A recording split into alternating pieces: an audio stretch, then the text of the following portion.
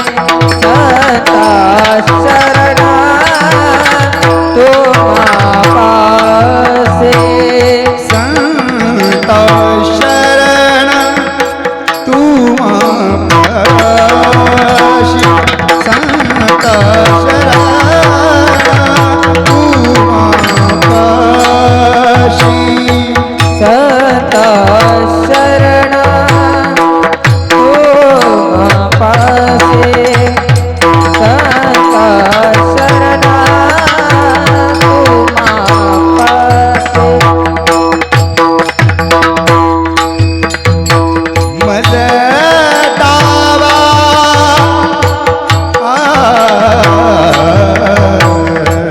मज दावा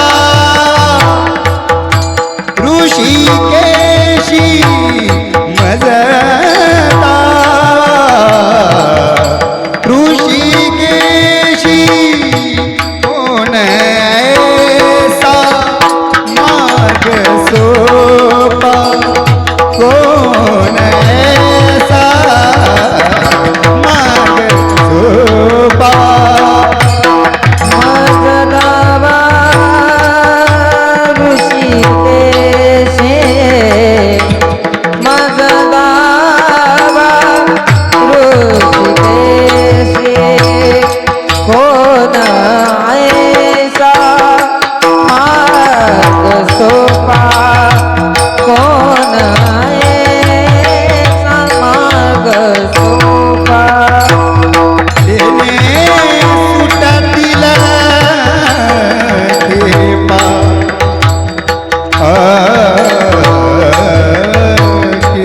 कृपा देणे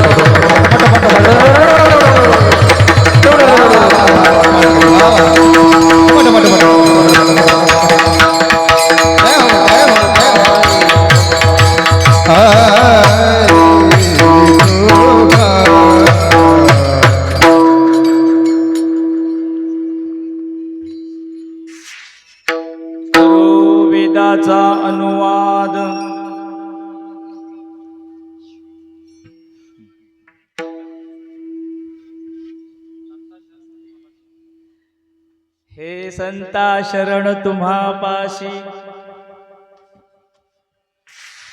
मज दावा ऋषिकेशी. त्या जागराची सेवा आहे ना, त्यामुळे माझ्या इथे लक्षात आलं की मागणी पर अभंग असावा. मी लगेच चेंज केलं, ती डोक्यात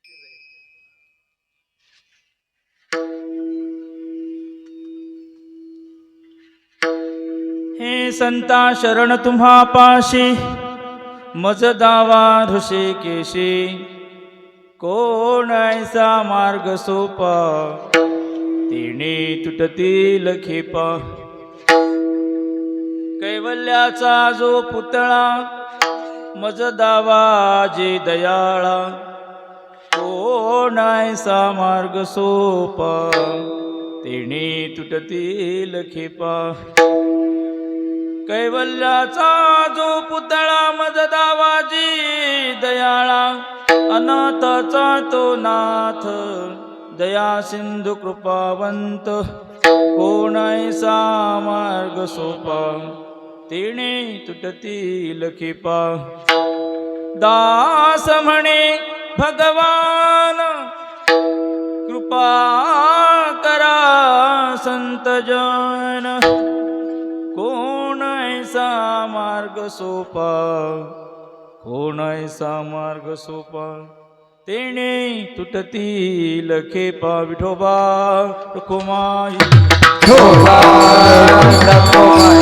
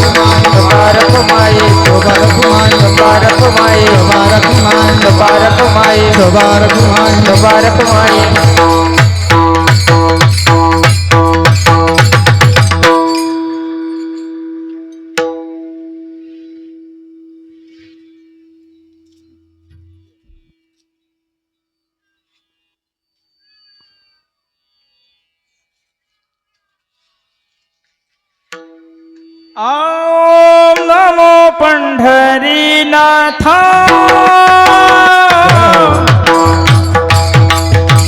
दया सिंधु कृपावंता.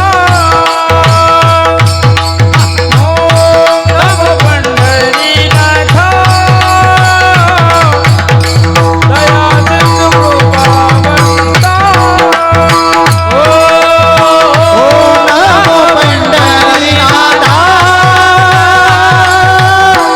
दया सिंधु कृपावंता.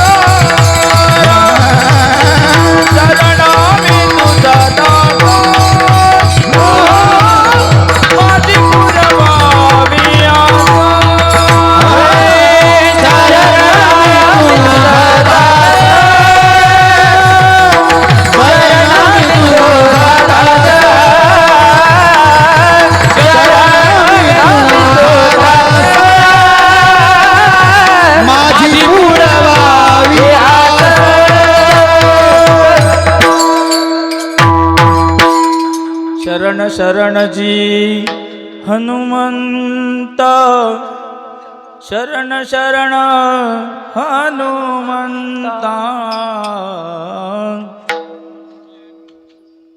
तुम्हालो रामदूता तुम्हालो रामदूता काय भक्तीच्या त्या वाट काय भक्तीच्या त्या वाट मज दावाव्या सुभटा मज दावाव्या सुभटा काय भक्तीच्या त्या वाट काय भक्तिया जावा भक्ति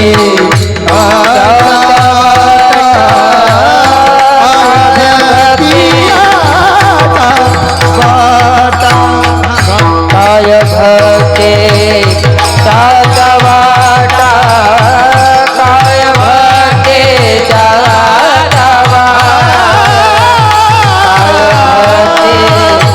सातवाटा काय भक्ते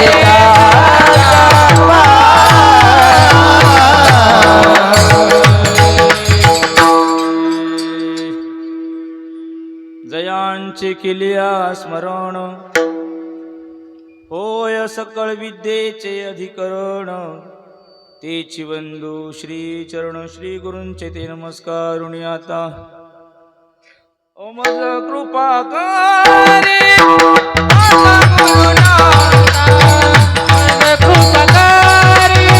आता गुरुनाथा मज कृपा मज कृपा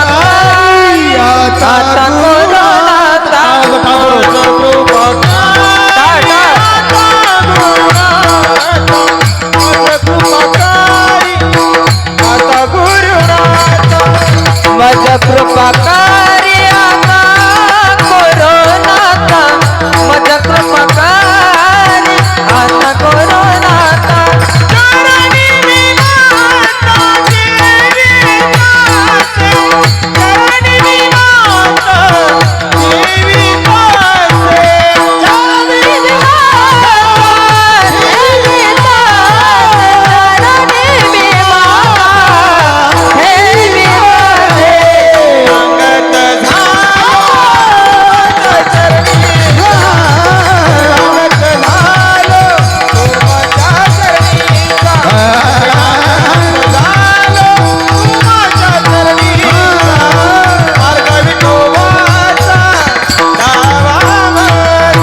शरणागत झालो तुमच्या चरणेचा शरणागत झालो शरणागत झालो तुमच्या चरणेचा शरणागत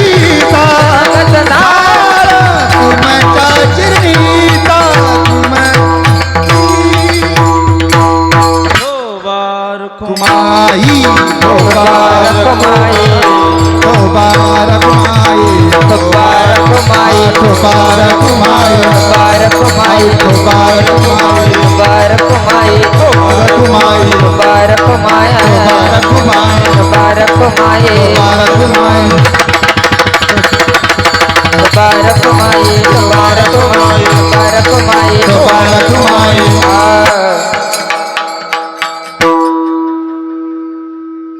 संता शरण तुम्हा पासी मज दावा ऋषिकेशी कोणायसा मार्ग सोपा तेणे तुटतील खेपा कैवल्याचा जो पुतळा मज दावाजी दयाळा अनाथाचा तो नाथ दया सिंधू कृपावंत दास म्हणे भगवान कृपा करा संत जन कोण ऐसा मार्ग सोपा तिने तुटतील खिपा विठोबार कुमार मुबारक माई मुबारक माई मुबारक माई मुबारक माई मुबारक माई मुबारक माई मुबारक माई मुबारक माई मुबारक माई मुबारक माई मुबारक माई मुबारक माई मुबारक माई मुबारक माई प्रकृत स्थळी कृपाळू संत गुरुमाऊली वेदशास्त्र संपन्न ब्रह्मनिष्ठ संत श्री भगवान बाबा सिद्धांत आश्रम वरवण यांच्या अनंत कृपा आशीर्वादाने संपन्न होत असलेला हा ज्ञानबोध अखंड हरिनाम सप्ताह, या सप्ताहामध्ये गुरुवर्य पूजनीय भगवान महाराजांच्या श्री अभंग गाथेचे या ठिकाणी पारायण आणि संगीतमय श्रीमद भागवत या ठिकाणी संपन्न होत आहे। या संपूर्ण कार्यक्रमाचं अधिष्ठान ब्रह्मनिष्ठ संत गुरुवर्य श्री भगवान बाबा आहेत। श्री अभंगगाथेच्या रूपानं पूजनीय बाबांचं या ठिकाणी वास्तव्य आपल्या सोबतच आहेत। आज नियमाने दरवर्षीप्रमाणे बाबाच या ठिकाणी येत असतात, तरी देखील बाबांच्याच आज्ञेने या ठिकाणी सेवेकरता हा आज्ञ बालक इथे उभा आहे। सेवेकरता अभंग घेतलाय। हा अभंग संतांची शरणागती आणि संतांपाशी भगवंताचा जो मार्ग आहे तो पुसणारा, अर्थात मागणीपर प्रकरणातील हा अभंग विठोबा रखुमाई मुबारक माई मुबारक माई मुबारक माई मुबारक माई मुबारक माई ज्ञानदेव तुकाराम पंढरनाथ भगवान की जय माऊली ज्ञानेश्वर महाराज की जय जगद्गुरु तुकाराम महाराज बोलो रे भाई सब संतन की जय। मुबारक माई मुबारक माई मुबारक माई मुबारक माई।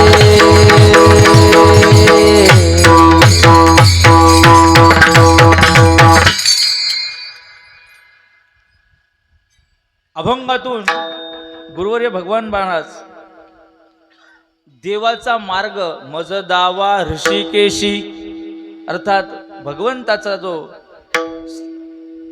साक्षात्कार आहे, भगवंताची जी प्राप्ती आहे ती प्राप्ती कशानं होईल असा मार्ग पुसतात। हा अभंग मागणीपर आहे, पण या अभंगातलं जे मागणं आहे हे मागणं मागील संतांच्या मागणीला, मागील संतांच्या उक्तीला, मागील संतांच्या सर्व प्रकारच्या उपदेशाला धरून आहे किंवा नाही हेही तोलून मोलून पाहायचं।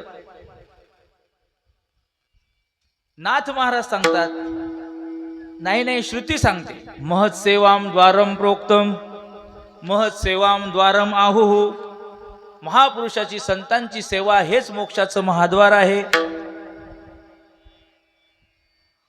नाथ महाराज सांगतात, हरिप्राप्तीसी उपाय प्राप्तीची उपाय हरि प्राप्ति से उपाय हरि प्राप्ति से उपाय संताचे दे पाय धरा संताचे दे पाय प्राप्तीची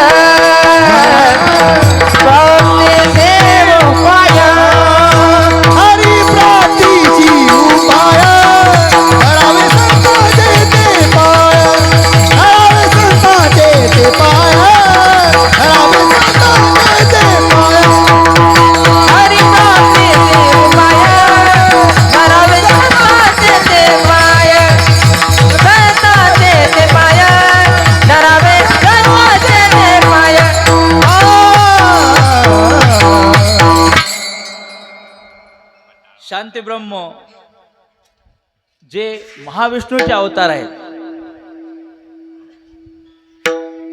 आता ही मालिकाच आहे. पूजनीय भगवान महाराजांचं जे मागणं आहे वा महाराजांची जी अभंग आहेत, महाराजांचं जे बोलणं आहे हे सुचलं म्हणून नाही, तर हे व्यासांचा मागोवा घेतू भाष्यकारा ते वाट पुसतू या ज्ञानशोक्तीप्रमाणे हे मागील जे महान पुरुष होऊन गेले. खर तर श्री व्यास नारायण आणि आद्य शंकराचार्य यांचाच हा संप्रदाय आहे. दोन वाक्य बोलले ज्ञानेश्वर महाराज. व्यासांचा मागोवा घेतू आणि भाष्यकारा ते वाट पुसतू, हे दोन लोकांचेच नाव आहेत.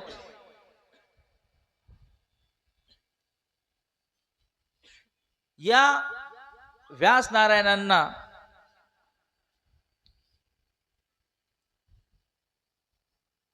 अचतुर्मुखो ब्रह्म द्विपाहो रपरो हरिही, चार तोंड नाहीत, नाहीतर हा ब्रह्मदेवच आहे.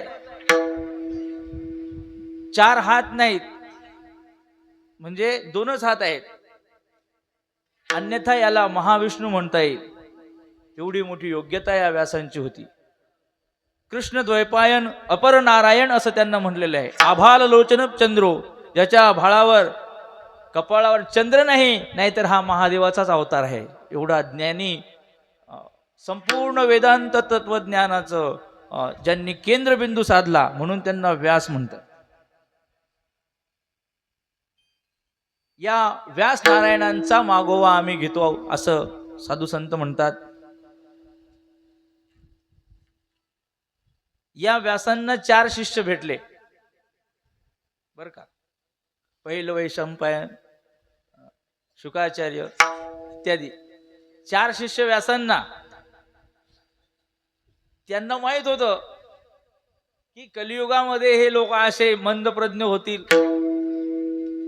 कलियुगामधील लोकांची बुद्धी ही तत्व आकलन करेनाशी होईल, आणि म्हणून व्यासांनी 555 सूत्र लिहिले बर का. ब्रह्मसूत्र हा त्यांचा मुख्य ग्रंथ. 555 सूत्र त्यांनी लिहिले. आणि ते तत्वज्ञान आपल्या पहिलं वैशंपायनादी 4 शिष्याच्या द्वारे या भारतवर्षामध्ये त्यांनी प्रस्तुत केलं, प्रसार झाला. पुढे पुढे असं झालं की वेदाचा खरा अर्थ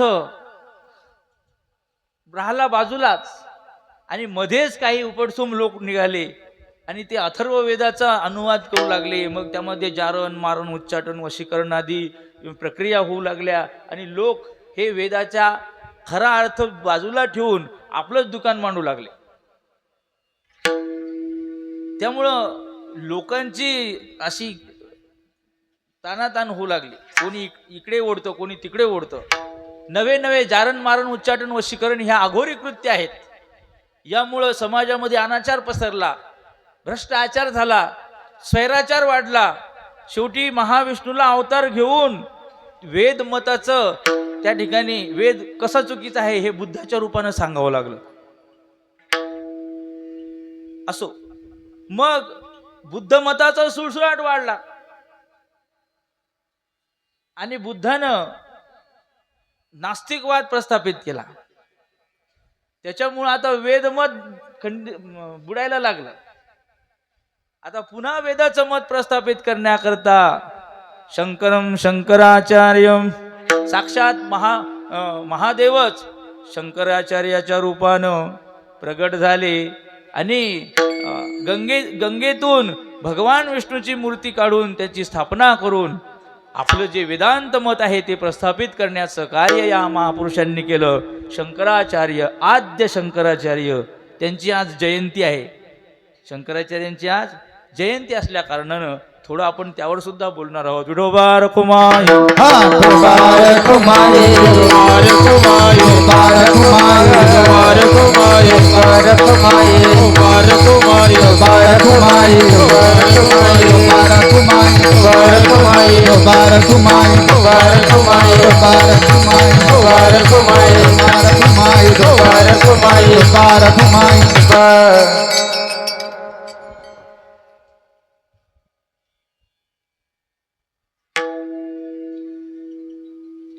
जो अविद्या चंड भास्कर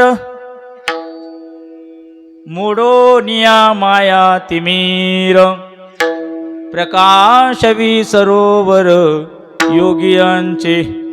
गुरुवर्य भगवान महाराज शंकराचार्यांचं वर्णन करतात. अविद्या चंड भास्कर, पूर्व दिशेच्या रावळी दिनकर राजाचं आगमन झाल्याबरोबर दश दिशांचा अंधकार निवृत्त व्हावा, तसा हा अज्ञानांधकार, या अज्ञानांधकारामध्ये खितपत पडलेला जो समाज आहे, अविद्येची निदा जो घोरत होता बदबदा, त्या अविद्या अंधकारामध्ये, अविद्येच्या रात्रीमध्ये सगळे लोक हे द्वैतमतवादी झाले. त्यांना अद्वैत मत प्रस्थापित करण्याकरता हा चंड भास्कर त्या ठिकाणी उदयाला आला. मोडोनिया माया तिमीर प्रकाशवी सरोवर योगियांचे, हे उमलवी निगम कळी अर्थ भावार्थ उधळी, नित्य करी दिवाळी योगियांसी. तो शंकराचार्य जगद्गुरु सर्व भावे नमस्कारू, काया वाचा मनी धरू चरण त्यांचे. भगवान महाराज, गुरुवर्य भगवान महाराज म्हणतात काया वाचा मनी धरू चरण त्यांचे. ज्ञानेश्वर महाराज म्हणतात भाष्यकारा ते वाट पुसतू. भगवान महाराज म्हणतात आम्ही त्यांचे चरण धरतो. काया वाचा मनी धरू चरण त्यांचे. का तर त्यांचं कार्यच एवढं मोठं आहे. करोनी बुद्धाचे खंडन, वेदशास्त्राचे मंडन, शरण तया भगवान दंडवत आचार्य विठोबा. बार कुमारी कुमारी बार कुमारी बार कुमारी बार कुमारी बार कुमारी बार कुमारी बार कुमारी बार कुमारी. तीन जगद्गुरु झाले. आज हे सगळं संताचंच आहे बरं का. अभंग संतपूर आहे आणि संताचंच वर्णन आहे. मला तसं काही येत नाही. सांगावं, इथे उभं राहून काही सांगावं असली योग्यता आपली नाही. हे सगळं गुरुवर्य भगवान बाबांच्या मुखारविंदातून आपण श्रवण करता इथे आलात. ही एक सेवा आहे आणि या सेवेच्या रूपानं आपण संतांचं वर्णन करणार आहोत. तीन जगद्गुरु झाले. कृष्णं वंदे जगद्गुरुं. पुढे आद्य शंकराचार्य दंडवत आचार्य महाराज सांगतात. गुरुवर्य भगवान महाराज म्हणतात जगद्गुरु शंकराचार्य. त्यानंतर जगद्गुरु तुका अवतार नामयाचा संप्रदाय. सांगायचा अर्थ असा की जगद्गुरु तुकोबाराय, आद्य शंकराचार्य आणि भगवान कृष्ण, तीनच जगद्गुरु आहेत. आता बरेच निघाले. अशा या तीन जगद्गुरूंच्या पावलावर पाऊल ठेवून आम्ही चालत आहोत. असं म्हणले नुसतं चालतो नाही, तसं वागतो. बोले तैसा चाले त्याची वंदावी पावले, बोले तैसा चाले त्याची वंदावी पावले. बोले त्याची वंदावी पाऊले, बोले सारे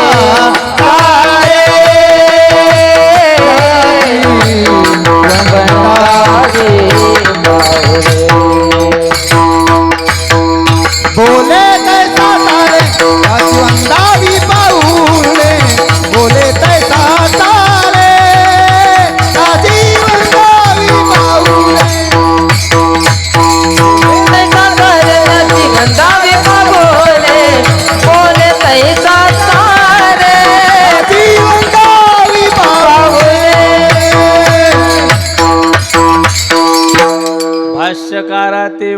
नकोस तू असं बोलले.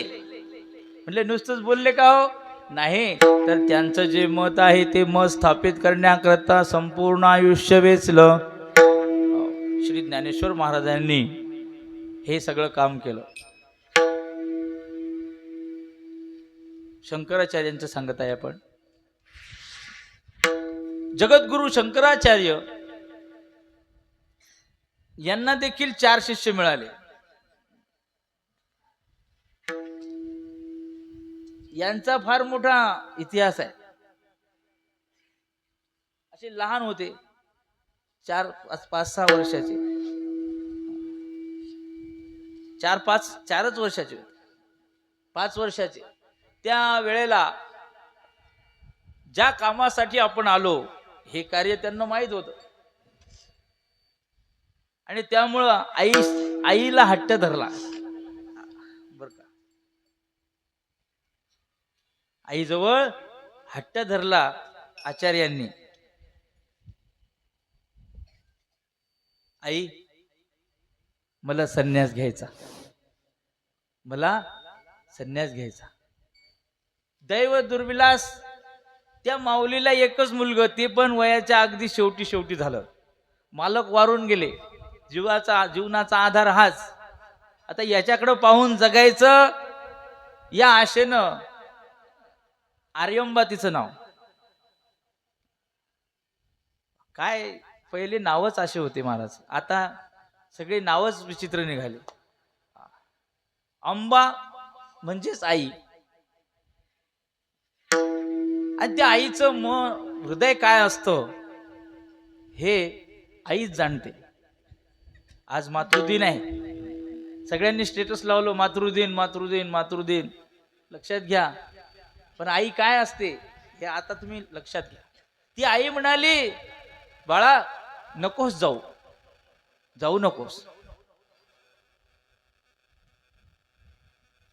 कारण तिच्या जीवनाचा आधार हाच होता. आता ह्याच्या चित्तात इतकी जिज्ञासा होती की याला प्रपंच गोडच लागत नव्हता. आमच्या पोरांना शाळा गोड लागत नाही, घरी कधी सुट्टी मिळेल एवढीच वाट बघतात आमची पोरं. आणि या बाबाला घरी करमत नव्हतं. नदीत आंघोळीला गेले, आई धुणं धुत होती. आता ते देवच होते. मायेची मगरी तयार केली महाराज.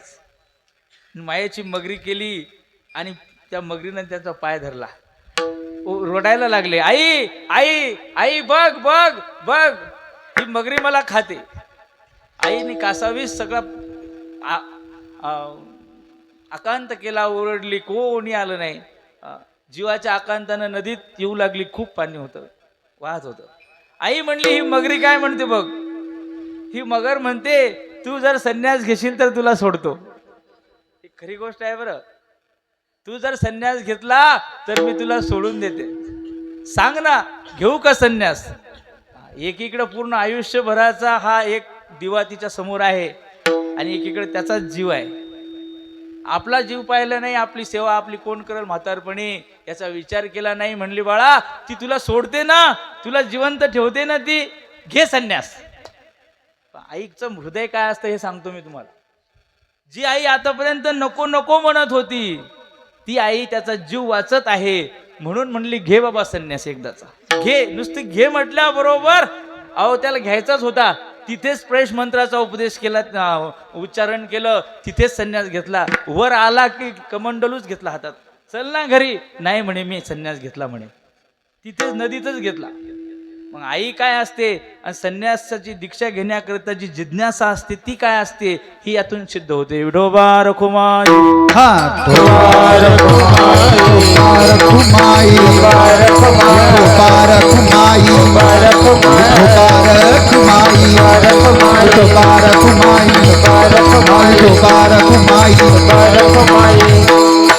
ऐसी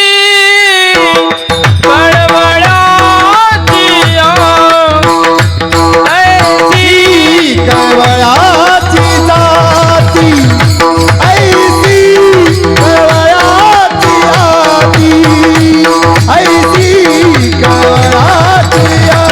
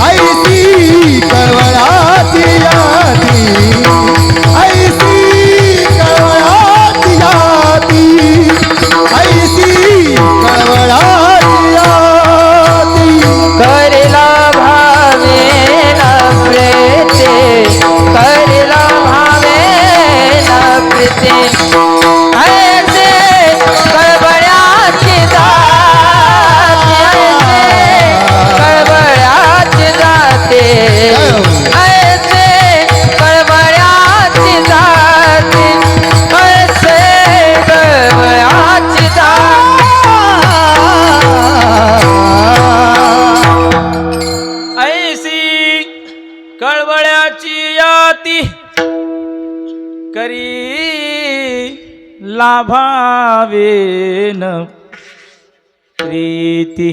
लाभाशिवाय प्रेम करणारी एकच जात आहे, ती म्हणजे आई. का? कशासाठी? कशासाठी म्हणून प्रेम करते असं नाही, तर तिचं आंतरिक जो जिव्हाळा असतो, मातृत्व ज्याला म्हणतात, वात्सल्य म्हणतात, करुणा म्हणतात, तो जिव्हाळा आईच्या अंतःकरणामध्ये जो आहे, तो अंतःकरणातला जिव्हाळाच त्या मातृत्वाला त्या ठिकाणी त्या परमोच्च कोटीतील जे समर्पण आहे ते मातेचं असतं मुलाबद्दल. आणि त्याला हा वंदन आहे. आज मातृदिन आहे, त्या मातेला वंदन आहे, सलाम आहे की त्या मातेचं हृदय काय असतं, की त्या हृदयात जगातील समस्त सर्व प्रकारच्या दोषाचा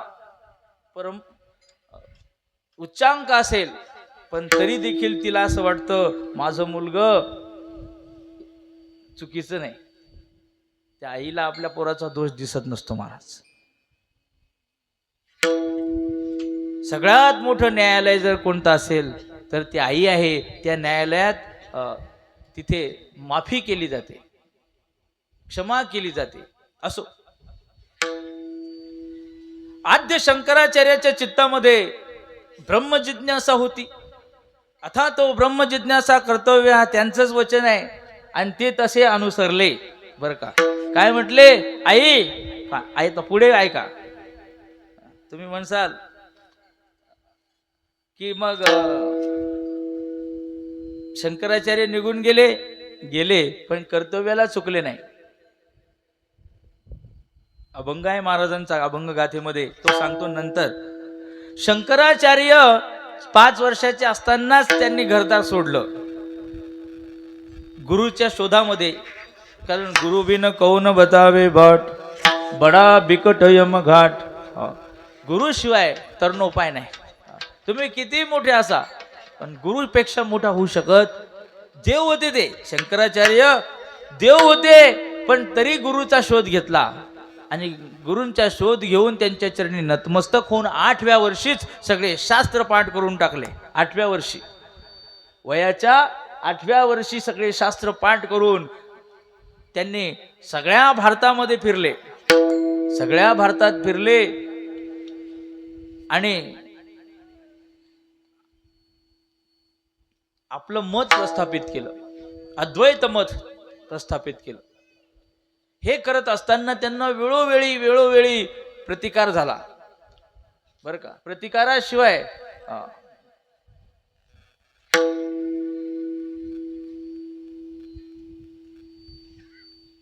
कर्मकांडी लोक एकीकडे, दुराग्रही असणारे काही लोक होते, त्यांनी यांचा द्वेष करायला सुरुवात केली. कट्टरवादी लोक होते, त्यांनी यांचा द्वेष करायला सुरुवात केली. सगळ्यांना तोंड देत देत देत देत शंकराचार्यांना त्यांनी सगळ्यांचा पाडाव केला, आपलं मत स्थापित केलं.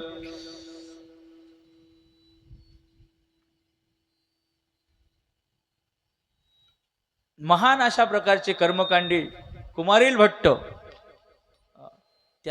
त्यांना सुद्धा त्यांचा शिष्य मंडन मिश्र हा देखील फार कर्मकांडी होता. त्या मंडन मिश्राचं सुद्धा यांनी त्याला हरवलं आणि त्याला आपलं शिष्य बनवलं. त्यांचं नाव सुरेश्वराचार्य ठेवलं. एक सुरेश्वराचार्य, दुसरे पद्मपादाचार्य, तिसरे त्रोटकाचार्य, चौथे हस्तामलक. 4 शिष्य यांना भेटले. एकेकाची एक एक कथा आहे. हा त्रोटकाचार्य महाराजांचे कपडे धुत होता. एक दिवस असंच पाठ सुरू होता. सगळ्यांनी पुंडलिक वरदा हरी विठ्ठल श्री ज्ञानदेव तुकाराम गोपाल कृष्ण भगवान की जय. सीताकांत स्मरण जय जय राम पार्वती पते हर हर महादेव. असं सगळं झालं. महाराज आता पाठ सांगतील, नंतर सांगतील, आता सांगतील. अर्धा तास झाला. म्हणले महाराज पाठाची वेळ होऊन चालली, घ्या पाठ. थांबा, तो येत आहे, तो येत आहे. त्याचे कपडे धुणं झाले आणि कपडे वाळत घालत घालत सुकवत आला. म्हणले बाळ आज तू पाठ सांगणार. त्यांनी कुजबुज ऐकलीच होती यांची, जे खाली बसलेले होते ते म्हणले ते काय सांगणार आहे, त्याला काय अक्कल आहे, खातो पितो मस्त, कपडे पिळतो फक्त, त्याला काय येतं, अशी त्यांची चर्चा होती. आणि महाराज त्यांची वाट बघत होते. त्याने त्या दिवशी व्यासपीठावर बसून जो पाठ सांगितला, या सगळ्यांची मती कुंठित झाली, सगळे अवाक झाले. हे गुरुकृपेचं वैभव आहे बरं का. त्याचं नाव त्रोटकाचार्य. धूत होता कपडे, पण या सगळ्यांच्या बुद्धीचं खोबरं झालं. ही गुरुची कृपा. त्या त्रोटकाचार्याची काय कथा. एक शिष्य माधुकरीला गेला, खूप पाऊस आला, एवढा पाऊस आला, एवढा पाऊस आला, एवढा पाऊस आला, नदी भरून व्हायला लागली. महाराजांना काळजी पडली. महाराज अलीकडच्या काठावर उभे होते. तो आला तिकडनं, इकडे ये, काय म्हटले, इकडे ये असं म्हटल्याबरोबर तो पलीकडच्या काठावर होता, नदी वाहत होती. कानावर पडल्याबरोबर चालायला लागला. नदी वाहत आहे भरून. तो जसा जसा पाऊल टाकतो तसं तसं त्याच्या पायाखाली कमळाचं फूल उगवलं.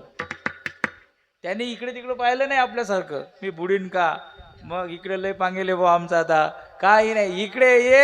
आला, जसा आला तसं त्याच्या पायाखाली कमळाचं फूल उगवलं. पद्मपादाचार्य त्याचं नाव ठेवलं.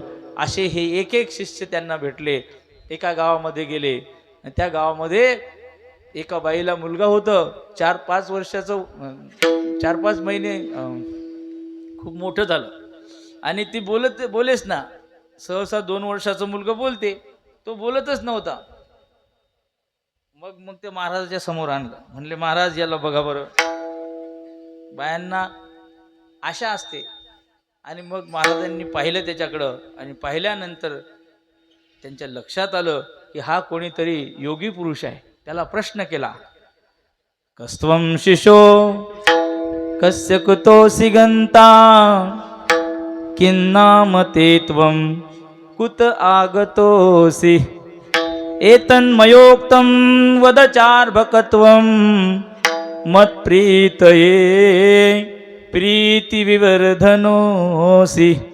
त्या बालकाला आचार्यांनी प्रश्न केला, जो आजपर्यंत कधी बोलला नव्हता, ज्यांना आजपर्यंत आईला आई म्हटलं नव्हतं, ज्याने आईसाठी रडला नव्हता, बापाकडे आशेनं पाहिलं नव्हतं, तो मुलगा या आचार्यांच्या शब्दाकडे टक लावून बघत आहे, कान देऊन ऐकत आहे. आणि आचार्यांनी विचारलं, कस्त्वं शिशो, कोण आहेस तू, कुठून आलास, काय कर्तव्य आहे, असं विचारल्यानंतर तो त्या शंकराचार्याला बोलायला लागला. तो मुलगा जो आजपर्यंत बोललाच नव्हता, मुका होता का, मुका नव्हता, मुक्याचं त्यानं त्या ठिकाणी फक्त सोंग केलं होतं. कारण त्याला माहीत होतं की या संसारामध्ये कोणाचा संग केला की माणूस त्या ठिकाणी वाया जातो. म्हणून त्यानं कोणाचाच संग केला नाही. तो योगी पुरुष होता. त्याची मोठी कथा आहे. भजन करा, विठोबा रखुमाई,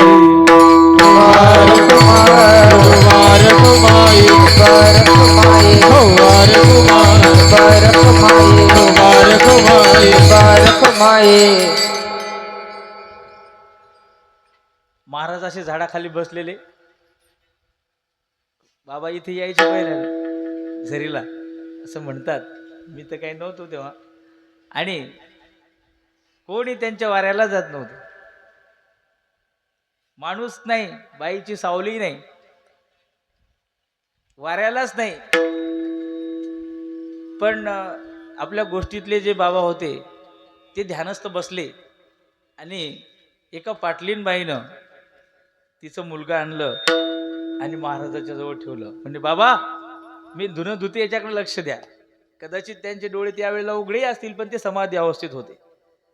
तिला वाटलं बाबाजवळ ठेवलं आपण. ती गेली धुणं धुवायला. धुणं धुवून येते, मुलगा नाही, मुलगा नाही, मुलगा नाही, कुठे गेलं, कुठे गेलं, कुठे गेलं. एवढी रडली, एवढी रडली, एवढी रडली. महाराजाची समाधी व्युत्थान अवस्थेत आले. काय झालं म्हणले, मग म्हणे माझं मुलगा, तुझं पोरग इथे ठेवलं तुमच्या जवळ. ते त्या देशीचा नव्हताच, त्यांचे डोळे कधी उघडे असतील. असो ऐसा कोठे आठवती नाही, असो ऐसा कोठे आठवती नाही, असो ऐसा कोठे आठवते नाही, असो ऐसा कोठे आठवते नाही, असो ऐसा कोठे आठवती नाही, असो ऐसा कोठे आठवती नाही, असो ऐसा कोठे आठवते नाही, असो ऐसा कोठे आठवते नाही.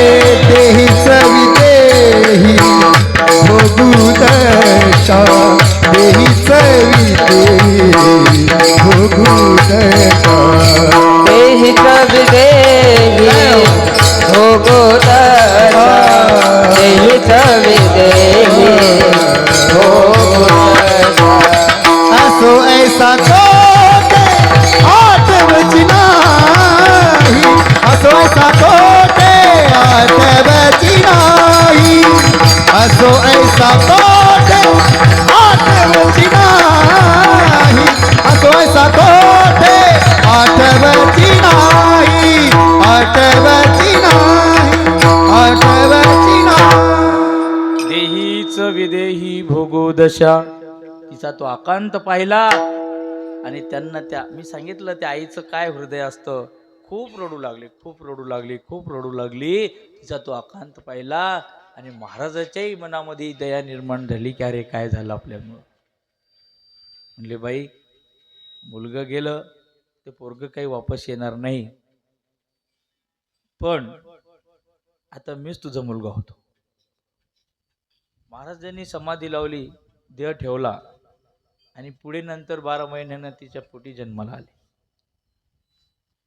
पण नंतर जन्माला आल्यानंतर हे सांगितलं तुम्हाला मी, आता बोललेच नाही, कारण त्याला माहित होतं 1 मिनिट ते पोरगं ठेवू दिलं तर 1 जन्म वाया गेला आपला. चक्र सुरू झालं. साधू 1 मिनिटासाठी पोरगं ठेवू दिलं तर आपली समाधी तर गेलीच, पण जन्मही गेला.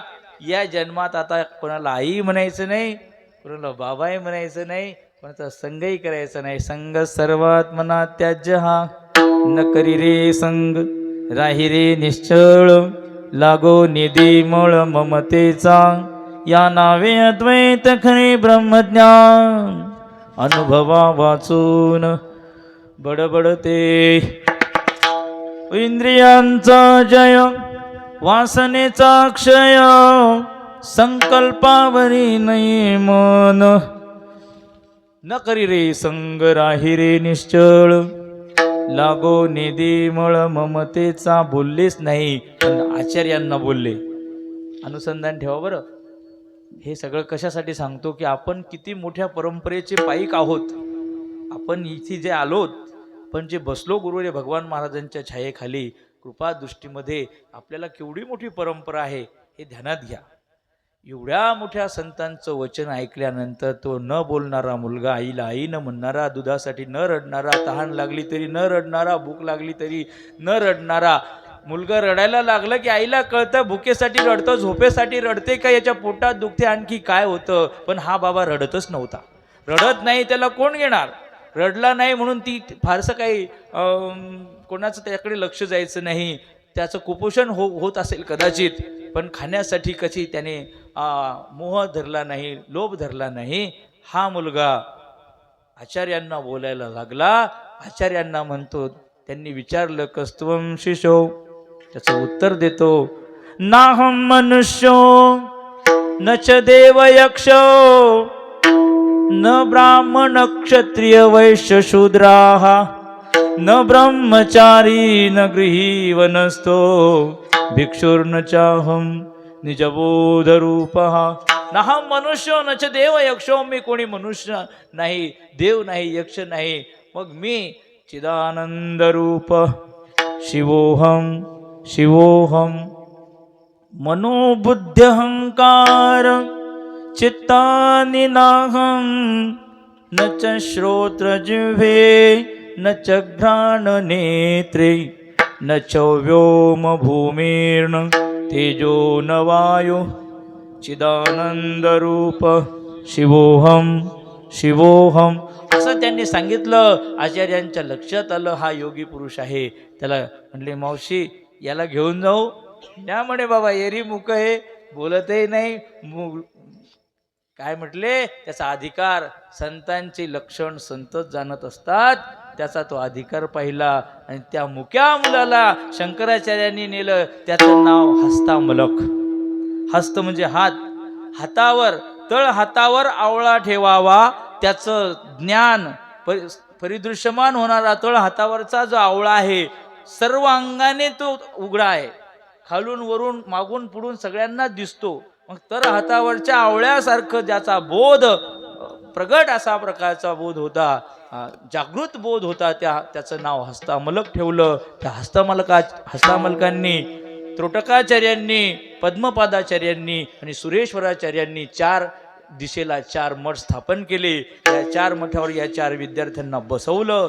शंकराचार्यांनी त्यांच्या आयुष्यामध्ये बुद्धमताचं खंडन केलं, वेदशास्त्राचं मंडन केलं आणि संपूर्ण अद्वैत तत्वज्ञान जगाला वाटलं. त्या शंकराचार्यांचा आम्ही अनुवाद करत आहोत असं भगवान महाराज या ठिकाणी म्हणतात. विठोबा रखुमाई, विठोबा रखुमाई, विठोबा रखुमाई,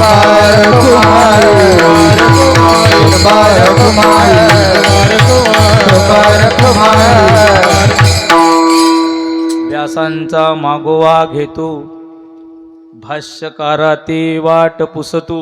हे ज्ञानेश्वर महाराजांचं म्हणणं. त्या ज्ञानेश्वर महाराजांचाच अवतार असणारे नाथ महाराज हरिप्राप्तीसी उपाय धरावे संतांचे ते पाय असं बोलतात.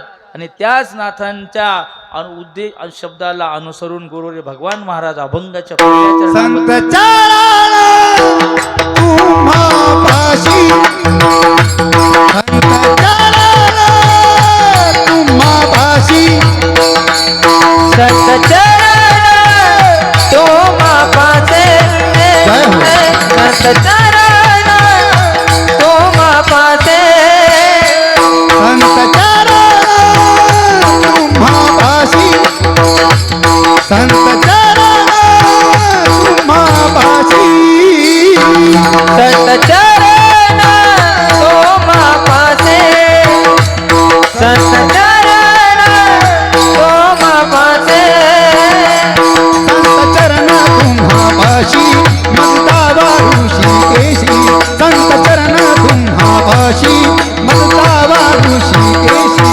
होण्याचा मार्ग सोपा, होण्याचा मार्ग सोपा, संत चरण तुम्हा पासे, ममता ऋषिकेशी, संत चरण तुम्हा पासी, ममता ऋषिकेशी.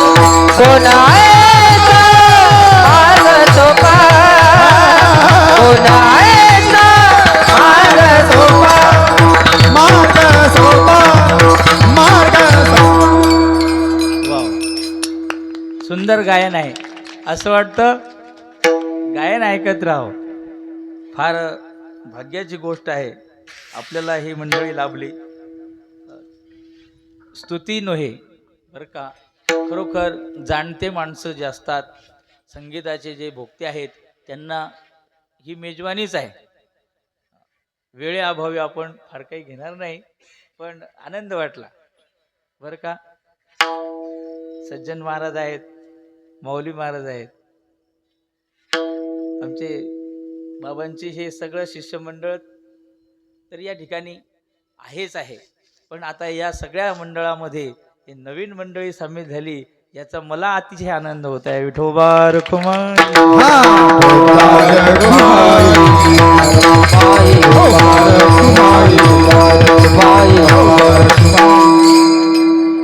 वैष्णवांचा माल खरा.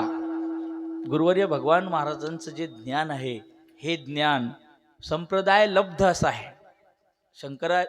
भगवान शंकरापासून चालत आलेलं हे ज्ञान आहे. महाराजांनी हे तपश्चर्येनं मिळवलेलं आहे, फुकट नाही, तपश्चर्येनं मिळवलं. कारण इथे ही परंपराच अशी आहे की इदम अथर्व शिषम अशिषायम न देयम यो यदि मोहात दाससीस पापयान भवती. जो अतपस्वी आहे त्याला अतपस्वीला हे ज्ञान हे देतच नाही. ज्यांच्याकडनं हे ज्ञान घेतलं गुरुवर्य भगवान बाबांनी, ते एक शिष्य एक गुरु अशी चालत आलेली भगवान शंकराची जी परंपरा आहे, त्या सदाशिवाचे हृदय विकसित झाले काही. ते हे मच्छेंद्रा लाधले तेने गोरक्षा बोधिले. गोरक्षाने गहिनी प्रती गहिनी ओळला निवृत्ती. दास म्हणे भगवान ज्ञानदेव त्यासी शरण. ज्ञानदेवे स्वप्नी येऊनी अच्युताला. जे निवृत्तीनाथांपर्यंत आलं, निवृत्तीनाथांपासून ज्ञानेश्वर महाराजापर्यंत आलं, ज्ञानेश्वर महाराजांपासून हे तत्वज्ञान साखरे घराण्यामध्ये आलं. ज्ञानदेवे स्वप्नी येऊनी अच्युताला.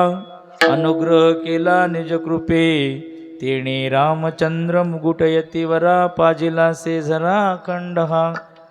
रामचंद्रे पुढे हरी उद्धरिले. नारायणा केले ब्रह्म तेणे. नारायणे पुत्र विनायक भला. निळकंठ आला शरणतया. तेणे हे अमृत कृष्णासी पाजिले. आम्हासी लाधले दैव गुणे.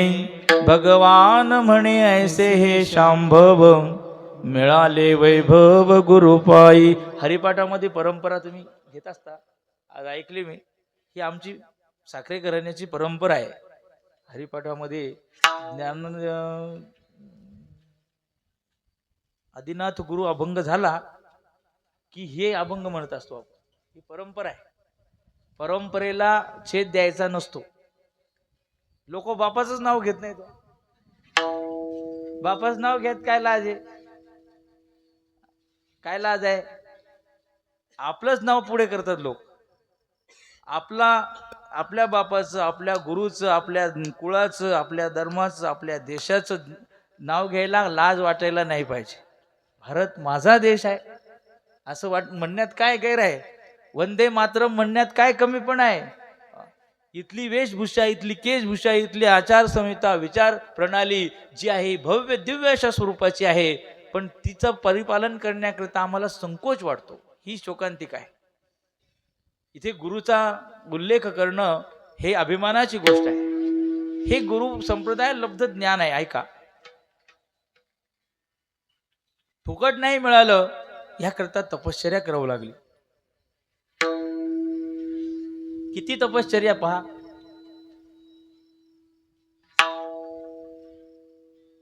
ना तरी काय क्षीर सिंधूच्या परिसरी शक्तीच्या कर्णकुहरी नेणो कै त्रिपुरारी. श्री ज्ञानेश्वर महाराज म्हणतात की शक्तीला, पार्वतीला शंकरांनी हे ज्ञान सांगितलं क्षीर सिंधूच्या मध्यभागी नेऊन, की हे लोक याच्या पात्रतेचे नाहीत म्हणून कोणी ऐकणार नाही अशा ठिकाणी नेऊन सांगितलं.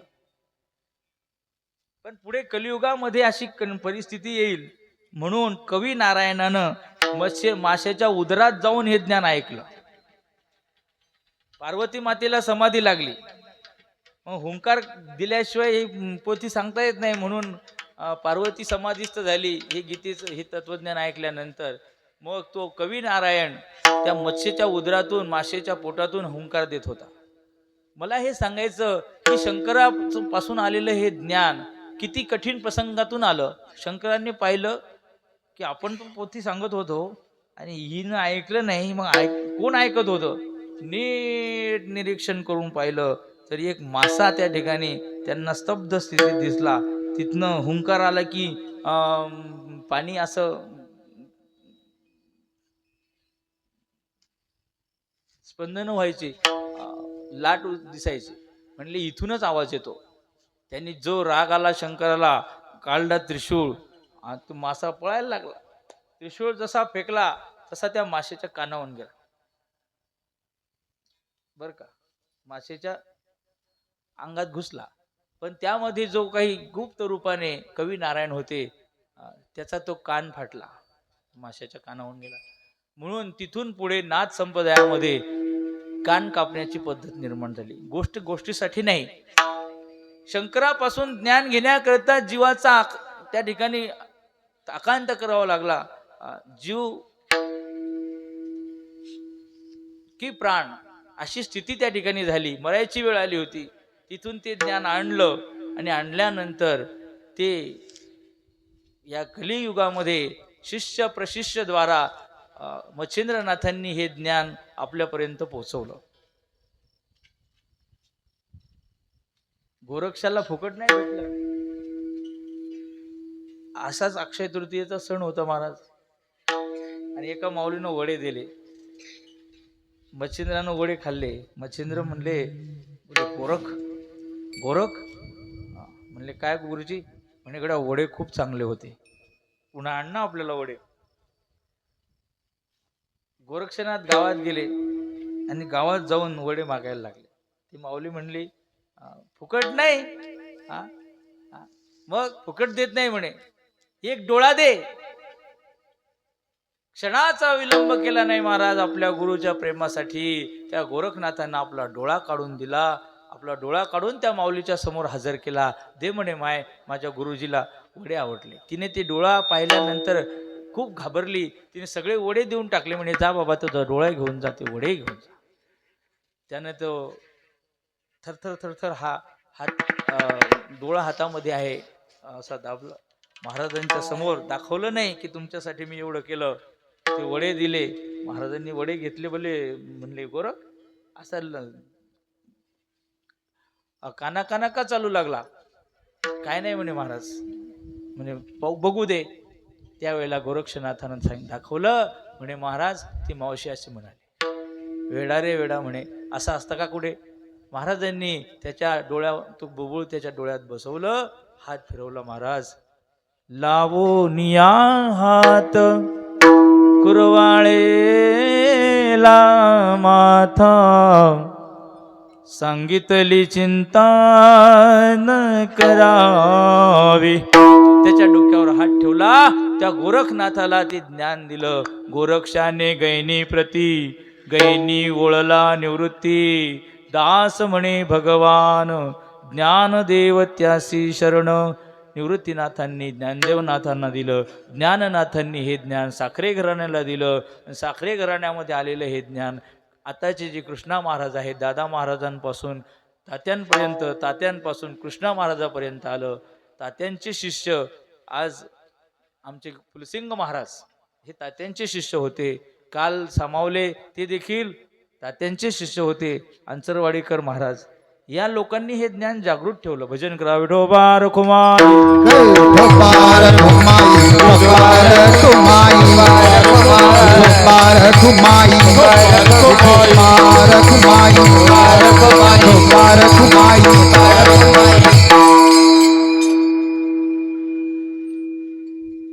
हे लोक समर्पित अंतकरणाचे होते. मी हे सांगतोय. तात्यांनी हे ज्ञान दादांकडनं घेतलं. दादा महाराजही फार प्रकांड पंडित होते. काशीला गेले. तिथे काशीला गेल्यानंतर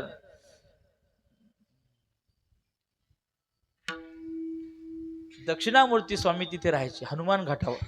त्या हनुमान घाटावर दक्षिणामूर्ती स्वामी राहायचे आणि त्यांच्याकडे ब्रह्मसूत्र शिकावं असं दादांना वाटलं.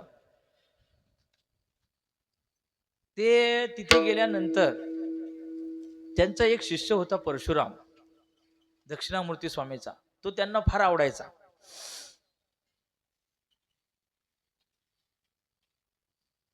एक दिवस 2 वर्ष झाले, 3 वर्ष झाले, यांना जे शिकायचं होतं ते काही त्यांच्या प्रसन्नतेशिवाय काही मिळणार नव्हतं.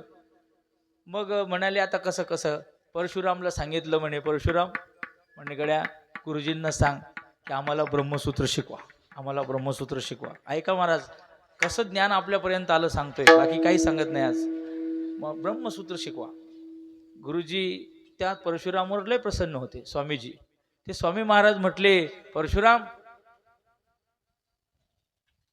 आज मी तुझ्यावर लय खुश आहे, सांग काय देऊ तुला. आता वेळ आली की नाही, यानं शिकून ठेवलं होतं की गुरुजी प्रसन्न झाले की तू विचार, ब्रह्मसूत्र सांगा. काही नाही महाराज, त्या दिवशी गुरुजी प्रसन्न झाले आणि प्रसन्न झाल्यानंतर म्हणले, परशुराम आज मी तुझ्यावर खूप खुश आहे, काय देऊ सांग तुला. गुरुजी काय देत असतात? लाख रुपयाचा चेक देतात का? गुरुजी काय जे आहे ते देणार. मग म्हणले, गुरुजी मला तुम्ही प्रसन्न झाले. म्हणले, हो, मला गरुड पुराण सांगा. त्याच्या मनात कोणी घालून दिलं गरुड पुराण त्यालाच माहिती. गुरुजी दादा महाराज म्हणले, वेळा मी याला 5-6 महिन्यापासून शिकवून ठेवला, पढवून ठेवला की बाबा गुरुजीला ब्रह्मसूत्र सांग. विचार, ब्रह्मसूत्र कोणी सांगत नाही, जे व्यासांनी लिहिलं. एवढा अवघड ग्रंथ कोण सांगणार आहे आपल्याला. गुरुजी सांगणार होते. याने विचारलं गरुड पुराण. बर म्हणे, उद्यापासून तुला गरुड पुराण सांगतो. सांगितलं त्याला सगळं गरुड पुराण. काय गरुड पुराणात नंतर सांगतो. मग काय झालं, पुन्हा झालं. मग पुन्हा सुरू झालं की आता गुरुजी प्रसन्न कधी होतील. एक दिवस असंच काहीतरी 144 कलम लागलं की पोलीस काय करतात, जमा करतात. असंच एक नियमाचं उल्लंघन झालं काशीमध्ये आणि पोलिसांनी परशुरामला धरून नेलं. परशुरामला धरून नेल्यानंतर गुरुजींनी जो आकांत केला, अरे परशुराम, माझा परशुराम कुठे आहे, माझा परशुराम कुठे आहे. आता पोलिसांना हे लोक भीत होते पहिले, आता पोलिसांना कोणीच भीत नाही बरं का. तेव्हाचे पोलीस तसेच होते. आता परशुरामचं काय होईल. त्यावेळेला दादा महाराज तिथं होते. हे दादा महाराज वकिलाचे कारकून होते, हजरजबाबी होते, फार ज्ञानी होते. वकिलाचे कारकून म्हणजे काही साधी गोष्ट नाही, वकीलच. ते त्यांना महाराष्ट्र म्हणायचे. महाराष्ट्रातून गेल्यामुळं, अरे महाराष्ट्र, अब मेरे परशुराम का क्या होगा. त्यावेळेला दादा महाराज म्हणले, गुरुजी काही काळजी करू नका, मी आहे ना, मला वकिली ज्ञान आहे, मी जातो म्हणे. आणि दादा महाराजांनी पोलीस स्टेशनला जाऊन खरं खोटं काय आहे हे सगळं तिथे मांडलं आणि परशुरामचा जामीन करून त्याला सोडून आणलं. एवढे खुश झाले स्वामी महाराज. दक्षिणामूर्ती स्वामी निर्विकार होते. ऐका, त्यांच्या चित्तामध्ये कुठला लोभ नाही, कुठली माया नाही, कुठल्याच प्रकारचा त्यांच्या चेहऱ्यावर भाव नव्हता. असे निर्विकार संत होते. आणि ते निर्विकार असणारे संत त्या दिवशी प्रसन्न झाले आणि म्हणले, महाराष्ट्रा, तू मला खुश केलं गड्या, माझा परशुराम सोडून आणला, आता सांग तुला काय सांगू. हे तयारीतच होते. हे म्हणले, मला ब्रह्मसूत्र सांगा. त्या दिवशी दक्षिणामूर्ती स्वामींनी दादांना ब्रह्मसूत्र सांगितलं. त्या दादा महाराजांनी ब्रह्मसूत्राचा अभ्यास करून इथे महाराष्ट्रामध्ये येऊन इथे ते ग्रंथ चालवले. विचारसागर नावाचा जो ग्रंथ आहे पंडित निश्चलदास स्वामींचा, तो पंडित निश्चलदासांचा हरभरे शास्त्रींनी जो गोविबद्ध केलेला ग्रंथ दादा महाराजांनी प्राकृत आपल्या गद्य रूपामध्ये आणला. आणि तो विचारसागर ग्रंथ संपूर्ण या मनुष्य समाजाकरता एक त्या ठिकाणी जिज्ञासू साधकासाठी पर्वणी असे आहे की त्या विचारसागराचं तत्वज्ञान दादांनी आमच्यापर्यंत पोहोचवलं. त्या दादांचे शिष्य तात्या महाराज, त्या तात्या महाराजांना दादा म्हणले, का हो तुम्ही आमचे जावाई. म्हटले, हो. मग इथे आमच्या घरी कसे राहणार, जावाई म्हणून. नाही म्हणे महाराज, जावाई म्हणून नाही राहणार. म्हणले, शिष्य होऊन राहणार. चला म्हणे कामाला. त्याच्या हाती टिकास फावडं दिलं आणि अशा प्रकारे तात्यांनी सेवा केली. तात्यांना ज्ञान मिळालं आणि ते ज्ञान तात्यांनी मग आमचे फुलसिंग महाराज, गुरुवर्य फुलसिंग महाराज, गुरुवर्य सुखदेव महाराज अंचरवाडीकर यांना हे ज्ञान दिलं. त्यात आताचे जे कृष्णा महाराज, किसन महाराज साखरे हे देखील तात्यांकडे शिकले. आणि अशा प्रकारे तात्यांची भूय नीलकंठम प्रथित गुणगणैराढ्य तात्याख्यमार्यम ब्रह्मज्ञानैकनिष्ठं प्रवचन चतुरं भक्तवर्यं महांतं सिद्धं श्रीकृष्णवर्यं निरलसमतुलं ज्ञानविस्तारकं च प्रातर्वन्द्यं प्रणौमि प्रविमलमतये संप्रदायं स्वसिद्धं. तात्यांना या 3 महापुरुषांनी प्रसन्न करून घेतलं. या तिघांना तात्यांनी ज्ञान दिलं, पण तिघांची लय परीक्षा पाहिली, ती सांगण्याकरता आता वेळ नाही. असं तात्यांनी जे ज्ञान सुखदेव बुवाला दिलं, त्या बोधावर आजपर्यंत सुखदेव बुवा त्या ठिकाणी आरूढ होते. सगळे ग्रंथ त्यांचे पाठ होते. गुरुवर्य पूजनीय भगवान बाबा यांचं आणि सुखदेव बाबाचं फार त्या ठिकाणी, फुलसिंग बाबाची तर कृपा होतीच महाराजांवर. फुलसिंग बाबांनी भगवान बाबांना आशीर्वादच देऊन टाकला. तसेच हे सुखदेव बाबा होते, यांनी देखील बाबांशी या मागच्या 10 वर्षामध्ये त्यांचं फार प्रेम बाबांना लाभलं. आश्रमात यायचे, आश्रमामध्ये त्यांचं 7-7 दिवस प्रवचन व्हायचं. आताशी या मागच्या 6 महिन्यामध्ये आजारी पडले, पण बोधावर आरूढ होते. नेहमी मला त्यांनी 2-3 ग्रंथ दिले आणि मला म्हटले, तू बाबांकडनं अपरोक्ष अनुभूती शिक. असं त्यांनी तो ग्रंथ त्यांना फार आवडायचा बरं का. बरेच योग्य 2-3 ग्रंथ सांगितले त्यांनी. तर त्यांचं त्या ग्रंथावर फार मोठं, मुक्ताबाईवर फार प्रेम होतं. त्या मुक्ताबाईचं चरित्र त्यांनी लिहिलं. असे हे महापुरुष या जगामध्ये आतापर्यंत आम्हाला लाभले, पण आता त्यांच्या पश्चात नीट ऐका, हे महापुरुष आतापर्यंत होते. फुलसिंग बाबा होते, तेच थांबवले. त्यांनी तुमच्या हातात गुरुवर्य भगवान महाराजांसारखा हिरा तुमच्या पदरात टाकला की बाबा हेच आता तुम्हाला आम्ही देत आहोत. सुखदेव बाबांनी सुद्धा गुरुवर्य भगवान बाबांनाच समोर केलं. किसन महाराज साखरे यांनी देखील गुरुवर्य भगवान बाबांना आश्रमामध्ये त्यांचं स्वागत केलं. महाराजांना प्रसाद दिला, नारळ दिलं. आणि त्यांची बाबांचे जे चिरंजीव आहेत, यशोधन महाराज असतील, चिदंबरेश्वर महाराज असतील, यांना प्रवचनाला आपल्या फळावर पाठवतात. सांगितलं की आमच्या नंतर आता हेच तुम्हाला सगळं काही देणार आहेत. नीट आहे का. हे सगळं या महापुरुषांनी गुरुवर्य भगवान महाराजांवर कृपा केली, पण फुकट कृपा केली नाही. महाराज म्हणतात, मी त्याकरता त्यांना शरण गेलो आणि शरण जाऊन त्यांच्याकडनं हे तत्वज्ञान मी घेतलं. अहम ते शिष्याः मां शाधी त्वां प्रपन्नम. मी तुमचा शिष्य आहे, मी तुमचा शिष्य आहे. अभंगाच्या पहिल्या चरणात सांगतात, संता शरण तुम्हा पासी. नीट आहे का. या शरण शब्दाच्या मागे एवढा मोठा इतिहास आहे. विठोबा रखुमाई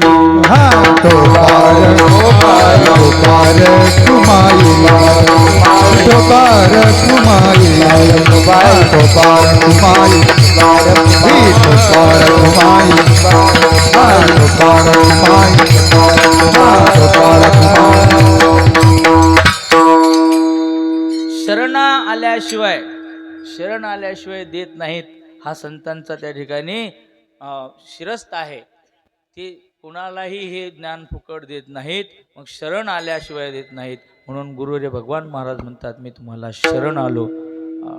कसा शरण आलो तर तुमच्या चरणावर मी त्या ठिकाणी नतमस्तक आहे. मी तुमच्या चरणावर माझा देह, माझं मन, माझी बुद्धी, माझं सर्वस्व मी तुम्हाला अर्पण केलेलं आहे. तन मन धन वाहिले चरणी, आता माझे कोणी उरले ना. सांडिले कुळ धर्म जाती रीत, नुरले किंचित बंधन ते. आता कोठे जावे चरणापासोनी, जगी मज कोणी असती ना. भगवान म्हणे आईचा विदास, भगवान म्हणे आईचा विदास. भगवान म्हणे आईचा विदास, भगवान म्हणे आईचा विदास. भगवान म्हणे आईचा विदास, भगवान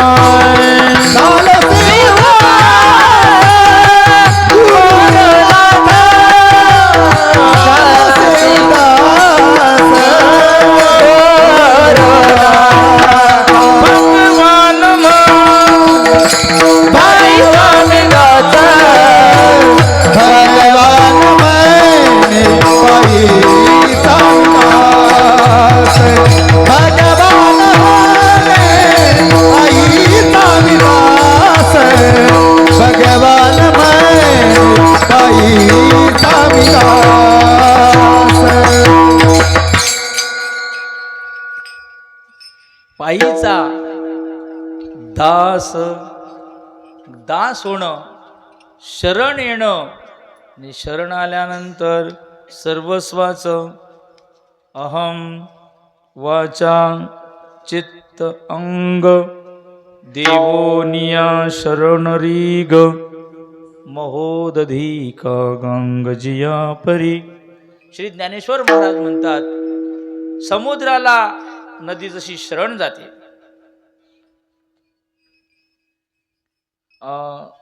ब्रह्मगिरी पर्वताहून नदी निघाली. तिथून निघाल्यानंतर दऱ्या खोऱ्या कड्या कपाऱ्यातून उंच कड्यावरून खाली नदीमध्ये दरीत कोसळली. सगळं मार्ग काढत काढत काढत काढत गंगा नदी ज्याप्रमाणे समुद्रापर्यंत जाते आणि समुद्राजवळ गेल्यानंतर समुद्राला शरण जाते.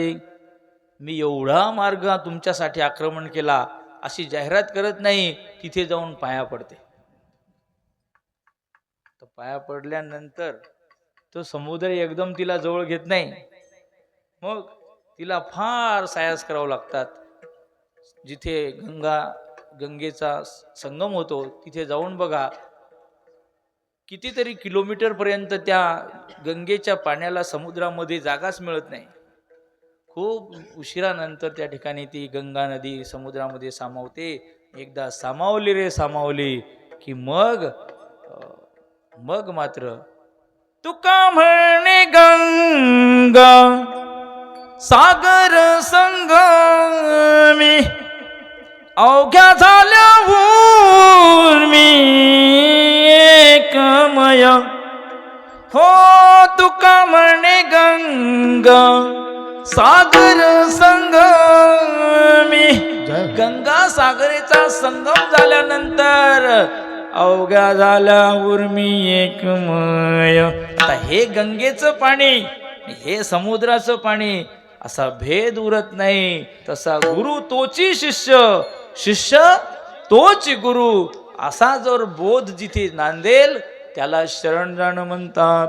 गुरुवर्य भगवान महाराज म्हणतात की बाबा मी तुम्हाला शरण आलो, संत शरण तुम्हापाशी. तिथे जाऊन महाराज 18 वर्ष राहिले. साखरे महाराजाकडे 18 वर्ष राहिले. खूप सेवा केली. नुसती सेवा केली नाही तर श्रवण केलं, मनन केलं, निधिध्यासन केलं. झोप नव्हती महाराजांना. नेहमी चित्तामध्ये विचार सुरू असायचे, चिंतन असायचं. चिंतन चिंतन चिंतन चिंतने चिंतने तद्रूपता, चिंतने चिंतने तद्रूपता. अशा प्रकारे चिंतन करून महाराजांनी हे तत्वज्ञान साखरे महाराजांकडनं घेतलं. आणि घेतलं म्हणजे त्यांनी ते दिलं, प्रसन्न होऊन दिलं. संता शरण तुम्हापासी. काय पाहिजे बाबा? म्हणले मजदावा ऋषिकेशी, मला तुम्ही ऋषिकेशी अर्थात ऋषिकानामी शहा, जो संपूर्ण जगाचं नियंत्रण करणारा जो ईश्वर आहे, इंद्रिय नियंता ज्याला म्हणतात, ऋषिक म्हणजे इंद्रिये, त्या इंद्रियांचं जो नियमन करतो त्या इंद्रिय नियंत्या ऋषिकेशाचं तुम्ही मला ज्ञान करून द्या. मजदावा ऋषिकेशी. कोणत्या प्रकारानं ज्ञान द्यावं असा विचार करू लागले. आणि मग म्हणतात की असा एखादा सोपा मार्ग सांगा की ज्या सोप्या मार्गामध्ये आम्हाला त्या ठिकाणी एकदाच या जन्म मरणाचा फेरा चुकून जाईल. अभंगाच्या दुसऱ्या चरणामध्ये कोणाचा मार्ग सोपा, कोणाचा मार्ग सोपा, कोणाचा मार्ग सोपा, कोणाचा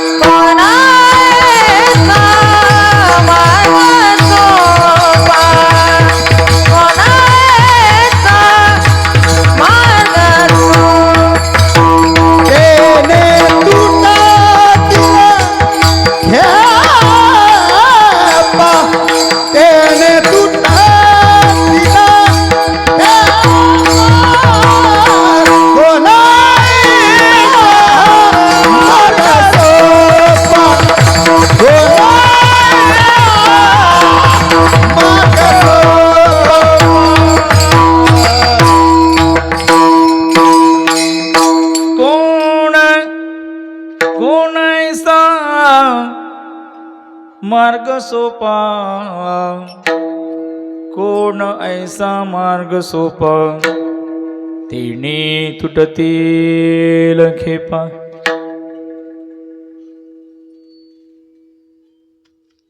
खूप सारं या अभंगामध्ये भरलेलं आहे.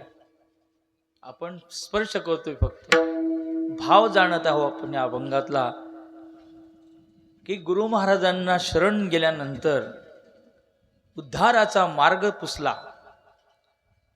उद्धाराचा मार्ग पुसल्यानंतर कुठला उद्धाराचा मार्ग आहे? जन्माला आल्यानंतर प्रत्येकानं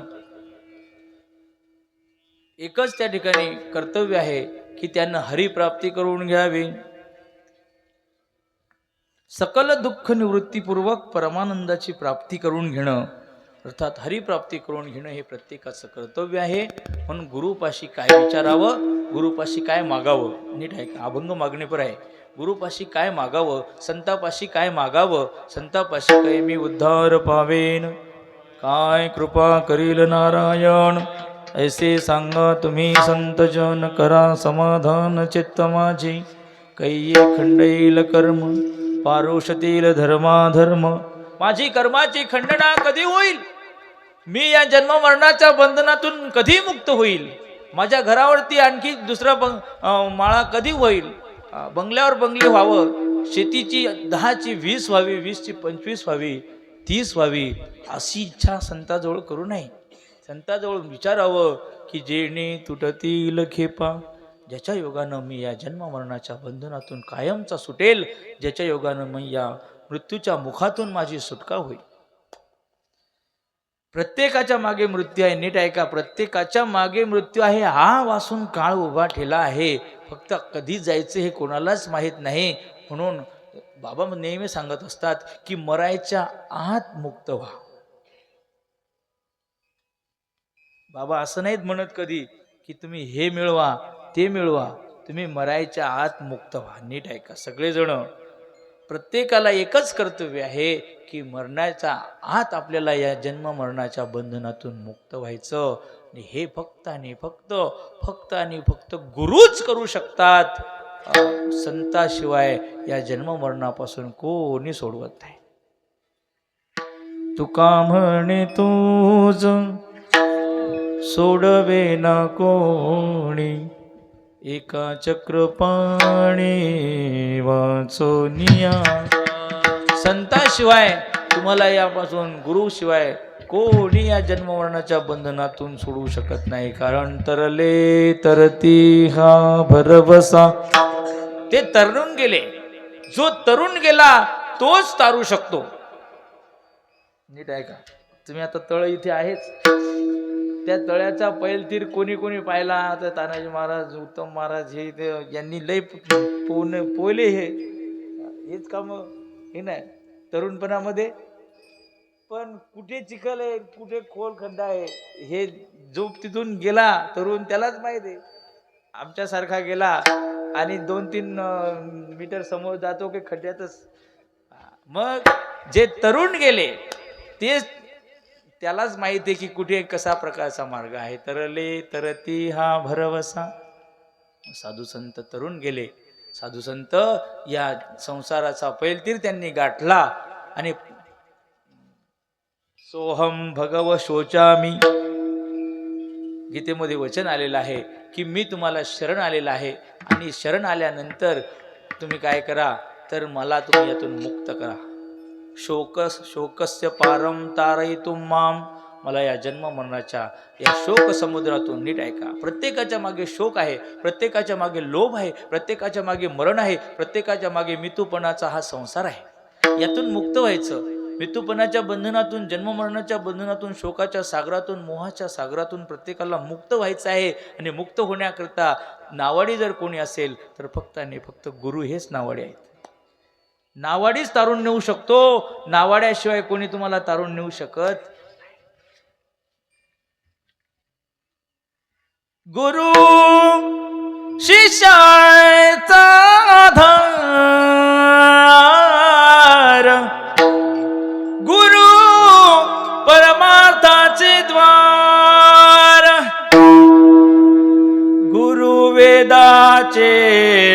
जिव्हार गुरु कल्पतरू निर्धारे गुरु तारक सांगडी पैल पाववी दुधडी मोडी मायेची सांगडी धन्य महिमान गुरुचे मायेची या मायानदून तारण्याची शक्ती गुरुच्या जवळ आहे. गुरु भगवान महाराज म्हणतात करीत सेवा सद्गुरु पाया धन्य झालो मी जगिया भगवान म्हणे काया पालटली संपूर्ण गुरु तो करावा सुजाण परब्रह्मी ज्याचे मन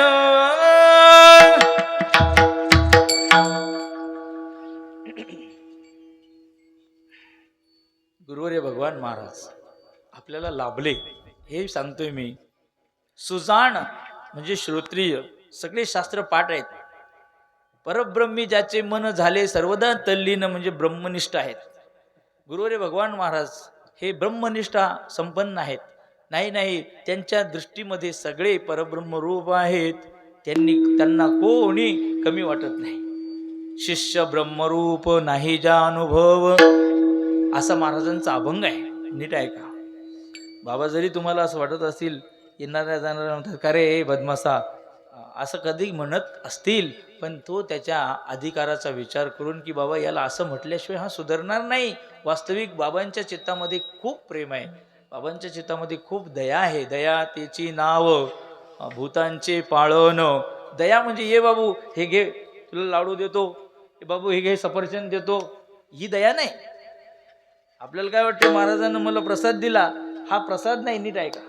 महाराजांनी आपल्याला मूर्ख म्हणणं, महाराजांनी आपले दोष दाखवणं याच्यापेक्षा मोठी दया कोणतीच नाही.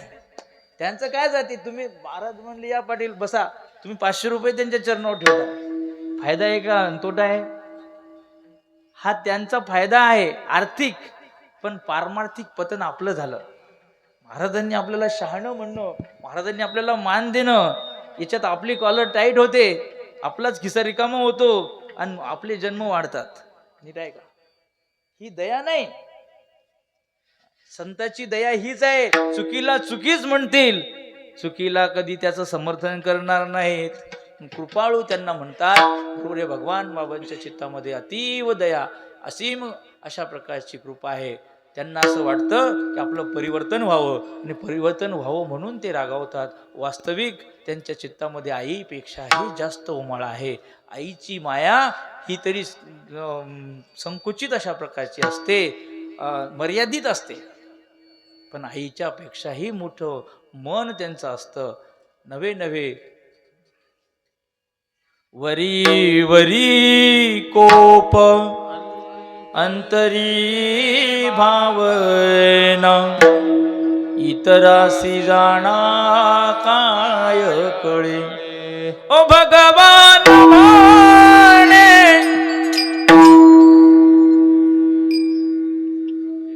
इतरास कळा नाकळी जिव्हाळ श्री गुरूंचा वरी वरी कोप अंतरी भावना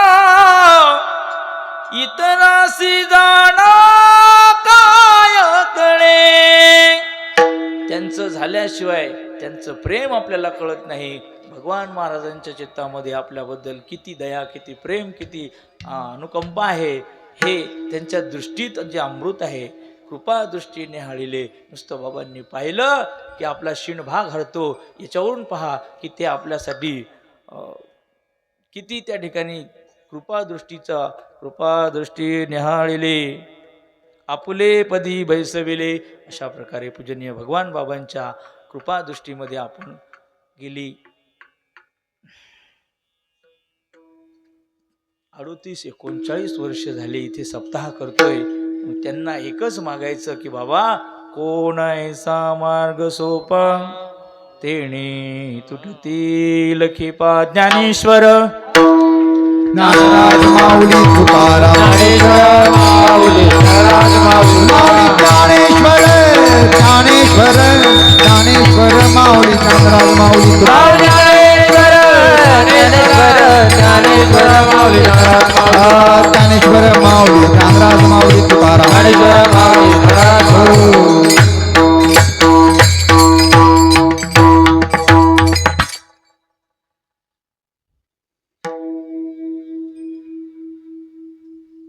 मज कृपा करी काही विनंती हे तुमची पायी.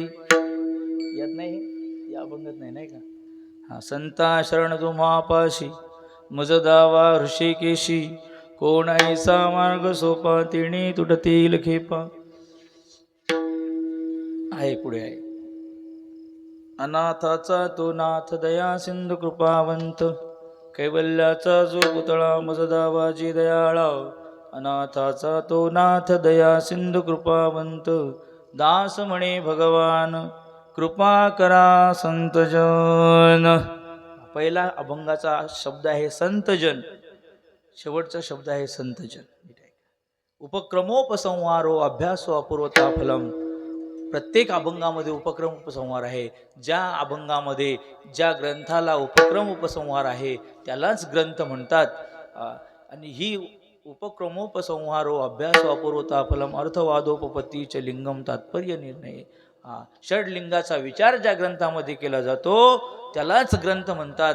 पूजनीय भगवान बाबांच्या प्रत्येक अभंगात नाही प्रत्येक अभंगाचे जे विषय आहेत याला सगळ्याला उपक्रम उपसंहार आहे. पहिला शब्द आहे संता शरण तुम्हापाशी, हे संतांना शरण जातात. आणि शेवटचा शब्द आहे कृपा करा संतजन. अशा प्रकारे तुम्ही आमच्यावरती कृपा करा.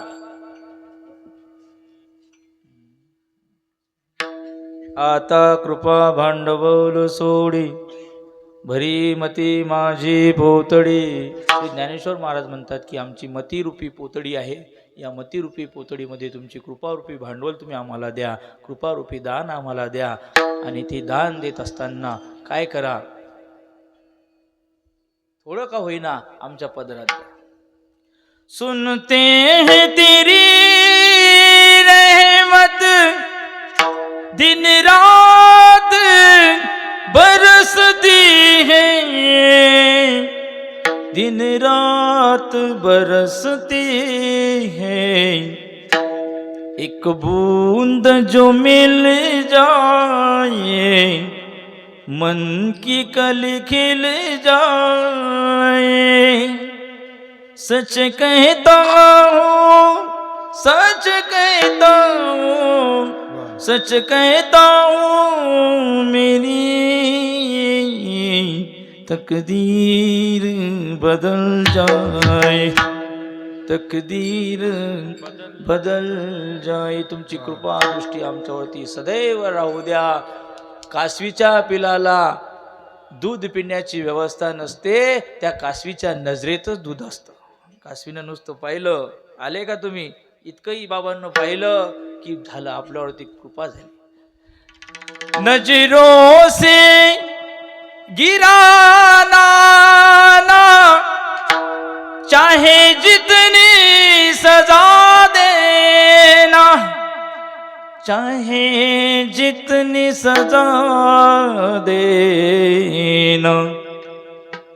नजरों से जो गिर जाए मुश्किल है संभल पाए. नजरों से जो गिर जाए मुश्किल ही संभल पाए. सच कहता हूँ मेरी तकदीर बदल जाए. संतांच्या चरणावरती एकच मागायचं की तुमच्या कृपादृष्टीच्या छत्रछायेखाली आम्हाला ठेवा. तुमच्या नजरेतून आम्हाला बाजूला करू नका. कदाचित नजरेतून आम्हाला उतरून द्याल नजरेतून पडला, आईच्या नजरेतून, बापाच्या नजरेतून, गुरुच्या नजरेतून कधीच माणसाने पडू नये. कदाचित गुरुच्या नजरेतून पडला तर त्याला कोणी वाचू शकत नाही. म्हणून त्याला ते मुश्किल ही संभल पाए सच कहता हूं, मेरी तकदीर बदल जाए. अशा प्रकारे पूजनीय गुरुवर्य भगवान बाबांचं उद्याला इथे आगमन होत आहे आणि पूजनीय बाबांच्याच मुखातून आपल्याला या ठिकाणी वचनामृत